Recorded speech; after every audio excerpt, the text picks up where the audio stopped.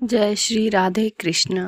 पुरुषोत्तम मास की इस पावन और दिव्य बेला में आप सभी भक्तों का हृदय से स्वागत है। भक्तों, हमारे सनातन शास्त्रों में कहा गया है कि कलयुग में यदि कोई मनुष्य थोड़े से प्रयास से भी भगवान की विशेष कृपा प्राप्त करना चाहता है तो उसे भगवान के नाम का आश्रय लेना चाहिए। और जब स्वयं भगवान श्री हरि का प्रिय पुरुषोत्तम मास आ जाए तब इस मास में किया गया जप तप दान कथा श्रवण और भगवान की सेवा अनंत गुना फल प्रदान करती है। भक्तों, यह अधिक मास कोई साधारण समय नहीं है।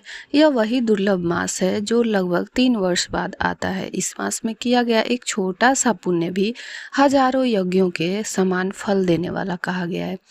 इसलिए संत जन कहते हैं कि जो मनुष्य पुरुषोत्तम मास को व्यर्थ गंवा देता है वह मानो अपने हाथों से भगवान की विशेष कृपा खो देता है। इसलिए भक्तजन इस मास में अधिक से अधिक हरे कृष्ण महामंत्र का जप करते हैं, श्रीमद् भागवत कथा सुनते हैं, भागवत गीता का पाठ करते हैं और भगवान श्री कृष्ण के चरणों में अपना मन अर्पित करते हैं।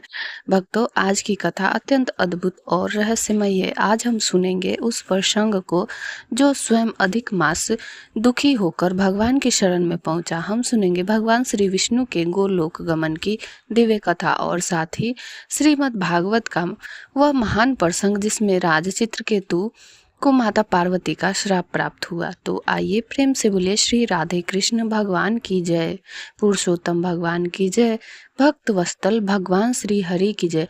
भक्तों, एक समय देवर्षि नारद ने भगवान श्री नारायण से प्रश्न किया। उन्होंने हाथ जोड़कर कहा, हे प्रभु, जब आप अधिक मास को अपने साथ लेकर गोलोक धाम पहुंचे तब वहां क्या हुआ था? भगवान श्री कृष्ण ने उस दुखी अधिक मास को किस प्रकार स्वीकार किया? कृपया वह पवित्र कथा मुझे सुनाइए। तब भगवान श्री नारायण मुस्कुराए और बोले, हे नारद, ध्यान पूर्वक सुनो, यह कथा अत्यंत कल्याणकारी है। भगवान ने कहा, जब अधिक मास संसार के अपमान से दुखी होकर मेरी शरण में आया तब उसका हृदय पीड़ा से भरा हुआ था।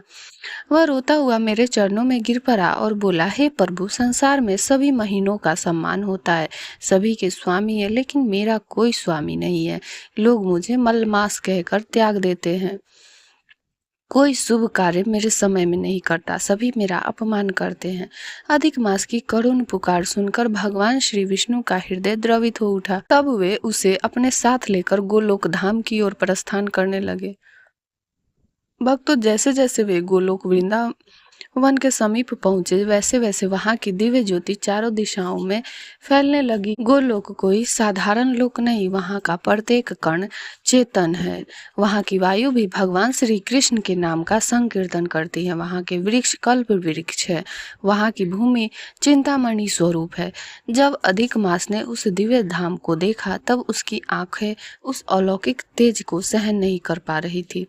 वह भय और संकोच से कांपने लगा। भगवान श्री हरि उसे अपने साथ लेकर आगे बढ़ते हुए द्वारपालों ने भगवान विष्णु को आते देखा तो तुरंत उनके चरणों में प्रणाम किया। कुछ ही क्षणों में बाद भगवान श्री विष्णु उस दिव्य सभा में पहुंचे जहां भगवान स्वयं भगवान श्री कृष्ण रत्न जड़ित सिंहासन पर विराजमान थे। उनके चारों ओर गोप गोपियां, ग्वाल बाल और महान भक्त उपस्थित थे। भगवान के मुख पर अद्भुत मधुर मुस्कान थी। भगवान श्री विष्णु ने आगे बढ़कर भगवान श्री कृष्ण को प्रणाम किया और उनकी स्तुति करने लगे। उन्होंने कहा, हे गोविंद, हे दीन बंधु, हे वृंदावन बिहारी, मैं आपको बारंबार प्रणाम करता हूँ। भगवान श्री कृष्ण ने प्रेम पूर्वक भगवान विष्णु को अपने समीप बैठाया, लेकिन तभी उनकी दृष्टि उस दुखी अधिक मास पर पड़ी जो संकोचवश पीछे खड़ा था। भगवान श्री कृष्ण ने पूछा, हे नारायण, यह कौन है? यह इतना दुखी क्यों दिखाई दे रहा है? तब भगवान श्री विष्णु बोले, हे प्रभु, यह अधिक मास है। संसार में इसका कोई सम्मान नहीं करता, क्योंकि इसमें सूर्य की संक्रांति नहीं होती, इसलिए लोग इसे मलमास कहकर त्याग देते हैं। सभी महीने इसका अपमान करते हैं। वह अत्यंत दुखी होकर मेरी शरण में आया था, लेकिन प्रभु, इसका वास्तविक उद्धार केवल आप ही कर सकते हैं। इतना सुनते भगवान श्री कृष्ण का हृदय करुणा से भर उठा। उन्होंने अधिक मास को अपने समीप बुलाया। अधिक मास कांपते हुए भगवान के चरणों में गिर पड़ा। उसकी आंखों से अश्रु धारा बहने लगी। तब भगवान श्री कृष्ण बोले, हे अधिक मास, आज से तुम अकेले नहीं हो, मैं तुम्हारा स्वामी हूँ। आज से तुम्हारा नाम पुरुषोत्तम मास होगा। जो भी मनुष्य इस मास में जप तप दान कथा श्रवण और भक्ति करेगा उसे अनंत पुण्य प्रदान होगा। भक्तों, भगवान के ये वचन सुनते ही संपूर्ण गोलोक धाम जय पुरुषोत्तम भगवान के घोष से गूंज उठा। इस प्रकार मलमास स्वयं भगवान श्री कृष्ण का प्रिय पुरुषोत्तम मास बन गया। भक्तों, भगवान सदैव अपने शरणागत भक्त की रक्षा करते हैं। जो मनुष्य सच्चे हृदय से भगवान की शरण में आता है, भगवान कभी उसका त्याग नहीं करते।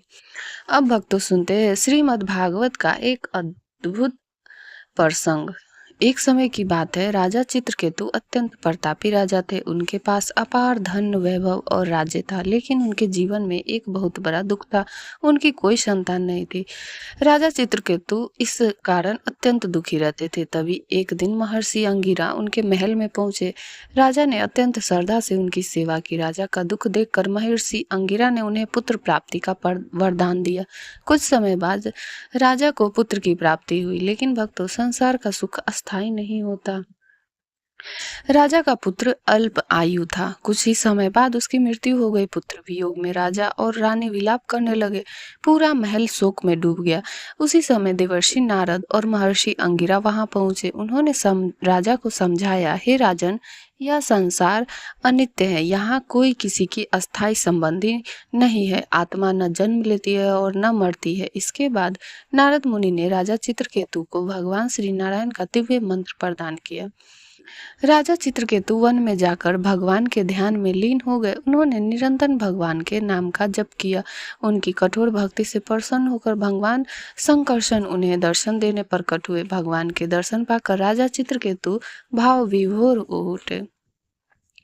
भगवान ने उन्हें दिव्य ज्ञान प्रदान किया और एक दिव्य विमान भी प्रदान किया। अब राजा चित्रकेतु उस दिव्य विमान में बैठकर संपूर्ण ब्रह्मांड में भ्रमण करने लगे। वे जहाँ भी जाते भगवान का कीर्तन करते रहते। एक दिन वे कैलाश पर्वत पे पहुंचे। वहां उन्होंने भगवान शिव को महान ऋषियों की सभा में बैठा देखा। माता पार्वती भगवान शिव की गोद में विराजमान थी। यह दृश्य देखकर राजा चित्रकेतु हंस पड़े और बोले, भगवान शिव महान योगी हैं, फिर भी वे सभा के मध्य इस प्रकार बैठे हैं। राजा के ये वचन सुनकर भगवान शिव मुस्कुराने लगे, क्योंकि वे जानते थे कि चित्रकेतु के मन में कोई द्वेष नहीं है। लेकिन माता पार्वती अत्यंत क्रोधित हो उठी। उन्होंने कहा, हे चित्रकेतु, तुमने जगत गुरु भगवान शिव का अपमान किया, इसलिए मैं तुम्हें श्राप देती हूँ कि तुम्हारा जन्म असुर योनि में होगा। भक्तों, श्राप सुनकर श्री राजा चित्रकेतु भी तनिक विचलित नहीं हुए। वे तुरंत विमान से नीचे उतरे और माता पार्वती को प्रणाम करते हुए बोले, हे माता, मैं आपका श्राप स्वीकार करता हूँ। संसार में सुख दुख, स्वर्ग नरक, श्राप और वरदान, यह सब मनुष्य के कर्मों के अनुसार आते जाते रहते हैं। यदि मेरे वचनों से आपको दुख पहुंचा है तो कृपया मुझे क्षमा करें। इतना कहकर राजा चित्रकेतु प्रसन्न मुख से वहां से चले गए। भक्तों, यही एक सच्चे वैष्णव की पहचान होती है। अपमान मिलने पर भी वह क्रोधित नहीं होता, वह सदैव विनम्र बना रहता है। तब भगवान शिव माता पार्वती से बोले, हे देवी, अब आपने वैष्णव को महानता देखी। भगवान के भक्त हर परिस्थिति में शांत और समभाव में रहते हैं।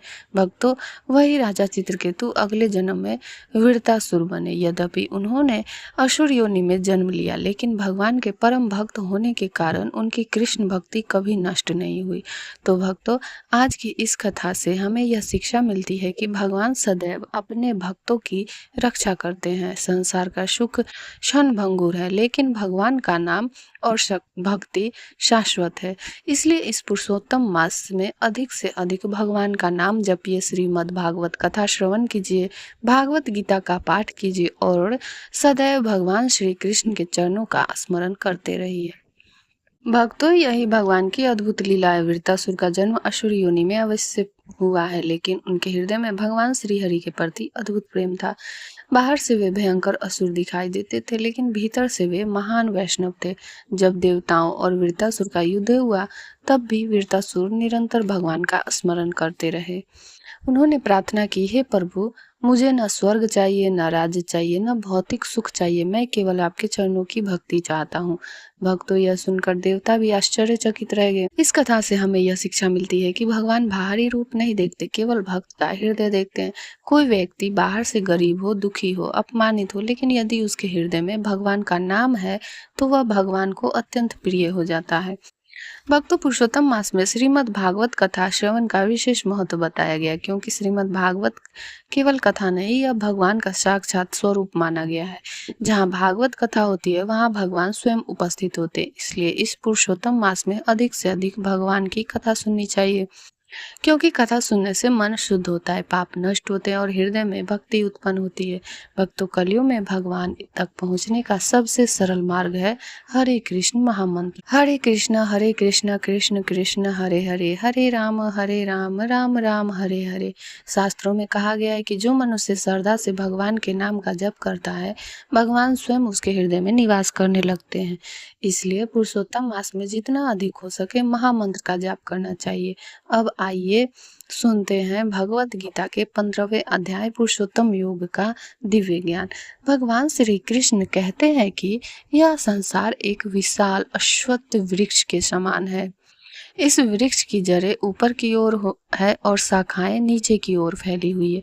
इसके पत्ते वैदिक मंत्र है। भक्तों, इसका अर्थ यह है कि यह भौतिक संसार अत्यंत जटिल और मोह उत्पन्न करने वाला है। मनुष्य इसमें फंसकर अपने वास्तविक स्वरूप को भूल जाता है। लेकिन भगवान कहते हैं कि इस संसार रूपी वृक्ष को वैराग्य रूपी शस्त्र से काट देना चाहिए और भगवान की शरण ग्रहण करनी चाहिए। यही वास्तविक मुक्ति है। भगवान आगे कहते हैं, यह जीव आत्मा मेरा सनातन अंश है। भक्तों, हम यह शरीर नहीं है, हम आत्मा है। यह शरीर बदलता रहता है, लेकिन आत्मा कभी नष्ट नहीं होती। जिस प्रकार मनुष्य पुराने वस्त्र त्याग कर नए वस्त्र धारण करता है, उसी प्रकार आत्मा एक शरीर त्याग कर दूसरा शरीर धारण करती है। मूर्ख लोग इस सत्य को नहीं समझ पाते, लेकिन जिनकी आंखें ज्ञान से खुल जाती है, वे आत्मा और परमात्मा के इस रहस्य को समझ लेते हैं। भगवान कहते हैं, मैं प्रत्येक जीव को हृदय में स्थित हूँ। मुझसे ही स्मृति, ज्ञान और विस्मृति आती है। भक्तों, संसार में जो कुछ भी ज्ञान है वह भगवान से ही आता है। भगवान ही सूर्य में तेज के रूप में स्थित है। भगवान ही चंद्रमा में शीतलता के रूप में स्थित है। भगवान ही अग्नि में शक्ति के रूप में स्थित है।